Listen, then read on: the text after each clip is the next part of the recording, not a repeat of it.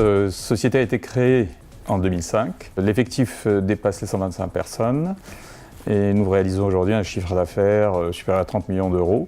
Donc tout cela dans le domaine du diagnostic médical avec des tests rapides. Auparavant, préexistaient à cette entreprise des sociétés de distribution. Ces sociétés de distribution, aussi bien dans le domaine du laboratoire d'analyse médicale que de la pharmacie, nous ont permis d'identifier des besoins qui n'étaient pas pourvus par nos fournisseurs. Et c'est là que nous avons décidé, avec Biocinex, de faire nos propres développements et donc de créer cette entité d'abord à visée de recherche et développement.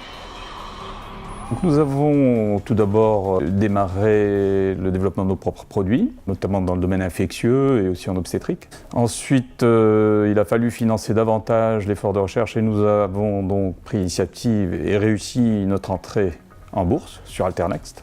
Et ça, c'était en 2011.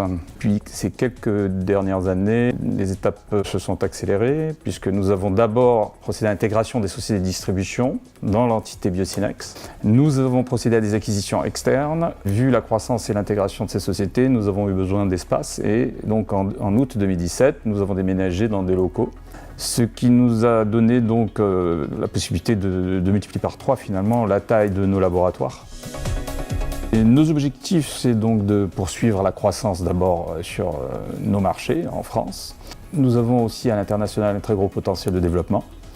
Et donc nous allons mettre l'accent là-dessus, renforcer nos efforts.